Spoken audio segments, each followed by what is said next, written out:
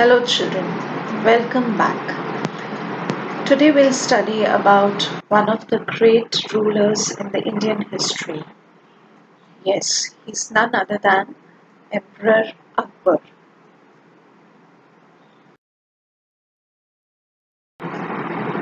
Emperor Akbar. Akbar's name in Persian means great. One thing I would like to tell you children, that his mother was a Persian, that is, she belonged to one of the Persian countries. Now, which are the Persian countries? So these are the countries from, that is, Iran, Afghanistan, Pakistan, Tajikistan, Uzbekistan. These countries are, they belong to, they fall under the category of the Persian countries, right? So his name in Persia means great. Now, why was he called great? Why was he given the title great? Because of his accomplishments. Though he took over the kingdom at a very tender age, yet he was a great ruler. He accomplished a lot in his kingdom during his rule. He acquired a lot of knowledge, he acquired a lot of territories, he expanded his empire, and he accomplished a lot. That's why he was given the title Great. So, Jalaluddin Muhammad Akbar, more famously known as Akbar the Great, was the third emperor of the Mughal Empire after Babur and Humayun, and became the emperor in the year 1556 at the tender age of just 13. Can you imagine becoming a king at such a young age? You all must be 9 and 10. So, in another 2 years, do you think you are ready to take over a kingdom, to rule a kingdom, to take decisions for the kingdom? No, it's not easy, right? But he had to take over the kingdom of his father. Now, you need to remember, children, in the olden days, we did not have the president's rule. It was the kings and the queens who were ruling over India, right? So, Akbar was one of the emperors, Mughal emperors. Mughal means from the Mughal dynasty. That is, these were the Muslims who ruled over India. So, the person to begin the Mughal empire was his grandfather named Babur. So he was the one who started the Mughal kingdom, and that goes back in around 1526.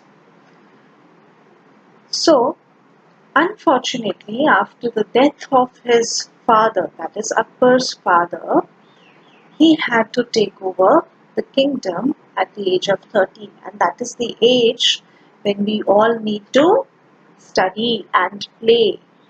So, if so much of responsibility is given upon your shoulders, it is not easy to handle, right? So, succeeding his father Humayun at a critical stage, he slowly enlarged the extent of the Mughal Empire to include almost all of the Indian subcontinent. So, what happened? He was a young ruler. So, do you think he was in a position to take the right decisions? Though he was young, but he had the capacity and the ability to take major decisions. But certainly he had people to guide him initially, right? Because he was not given all the responsibility at such a young age. So he had few of his teachers, that is the people who guided him through his journey. So gradually he expanded his empire, right? So in those days, again, going back in the history, any empire, any ruler would extend or expand his empire to a great extent by ruling over another kingdom. So they would always fight battles, wars, and whichever ruler won over the war, he would be entitled to the land of the prince who gets defeated. Right?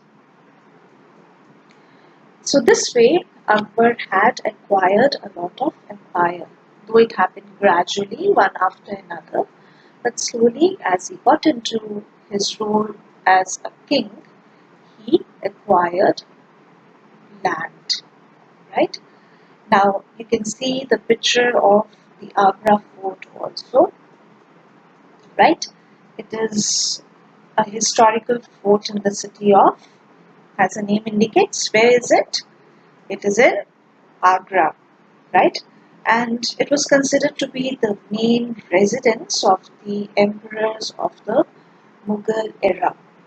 So all the emperors who ruled over the country, they would stay here. They would live in this place.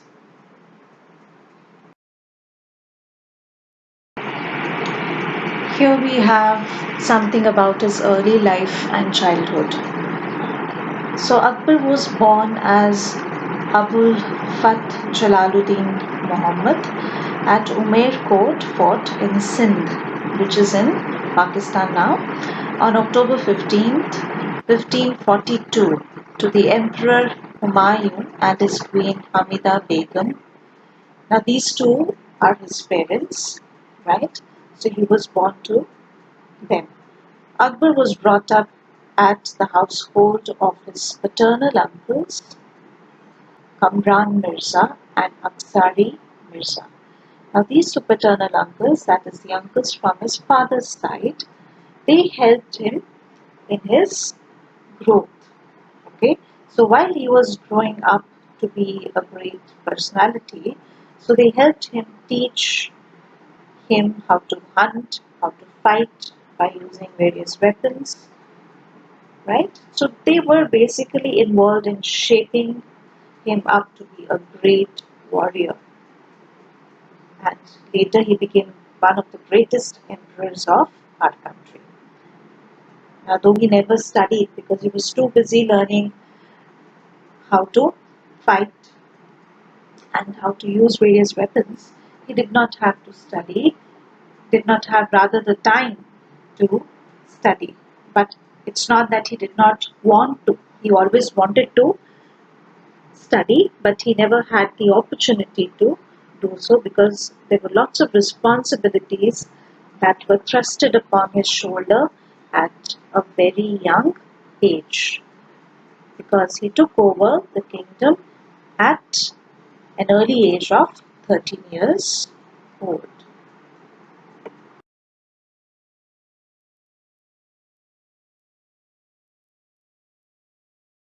You can see another sketch of Akbar. Now, Akbar was not interested in just defeating the other rulers in India. Why? Why do you think so? What else was he interested in? Can you think? Well, Akbar was different from other rulers. How? He was very considerate. He had compassion for other people. He cared for the people of his kingdom, right? Even if he was ruling over various empires, he still had concern for those people. He respected them, he gave them love, and this is what he would get back in return. Right? If you're kind to others, people are kind to you. If you show love to others, you get back love. So same was the case with Akbar. So this way, because of his philosophy of caring for others, showing respect to others, he won many hearts and people started really liking him. That's why they gave him the title Great. Remember that, right? And another interesting fact about him was He would walk from Mathura hunting grounds to Agra Fort, which is around how many kilometers? 60 kilometers in just few hours, right? If we are driving down 60 kilometers, it will take us an hour plus, maybe 1.5 hours to get to a place. But in a couple of hours, he would walk down to a place which would be around 60 kilometers away.